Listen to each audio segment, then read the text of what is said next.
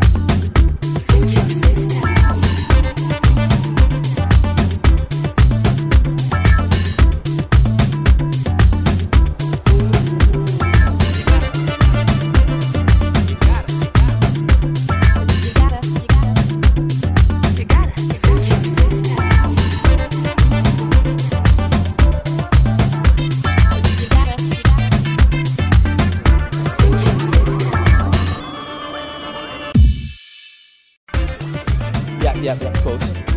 Yeah. Okay. Yeah, whatever. Vince, you are a digital artist. How did that come about? It was quite strange, really, because I was working for an interior design company in London. My background is interior design, which is what I studied. I studied maybe 7 or 8 years. Doing interior design at the London College of Furniture, and then initially I came out. I did my Bachelor of Arts degree, and then I did my Master's degree. Came out, worked for an American company in the City of London, which was called Gensler Architects, and I worked there for about 2 years. But the projects which I was working on were mainly corporate projects, and it wasn't really me. I wanted to work on more creative projects, and it was very restrained and very sort of corporate stuff, and I didn't really want to do that. So at the time I was doing lots of elevations for presentations for the architects, which used an Adobe program known as Photoshop. And I began to play with it in my spare time. Started doing some tutorials for magazines, and it just kind of grew from there, really. I kind of plucked up the courage one day to sort of leave my full-time job and go as a freelance artist, Photoshop artist, and the rest is history. Happy now, I take it. Oh yeah. I mean, it's been maybe 12, 13 years now, so it's a long time. But I still have an interest in interior design as well as art. How did Hans Clausen and Igor Kölblinger from White Diamonds approach you? That was another strange one, really, because my agent, I have an agent in Germany, in Berlin, Anja Weirath.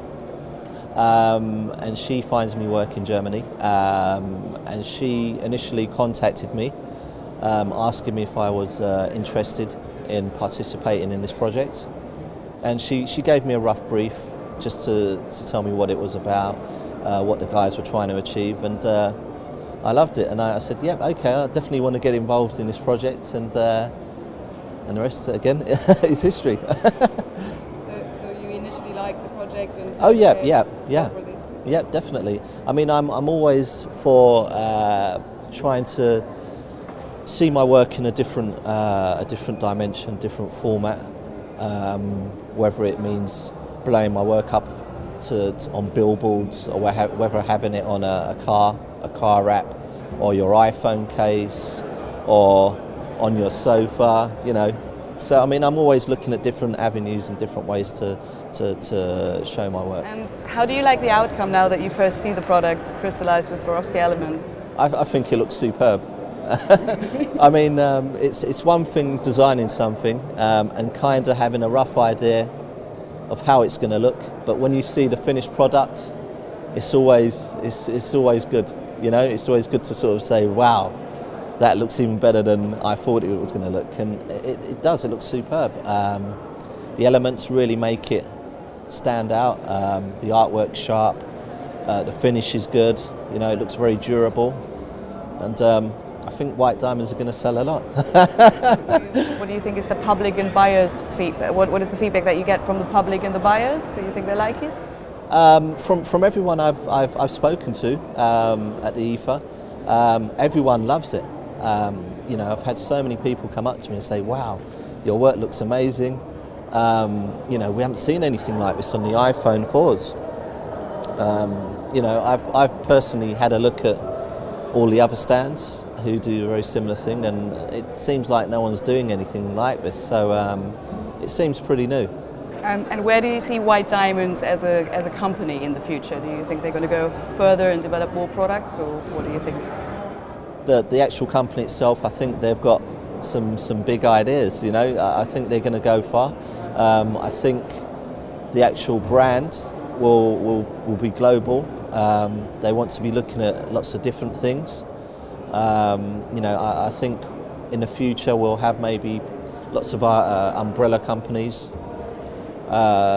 which will be white diamonds. You know, could be furniture, it could be bespoke art, it could be, you know, it could be anything. So I think it's going to be big. You know. Thank you very much. Thank you.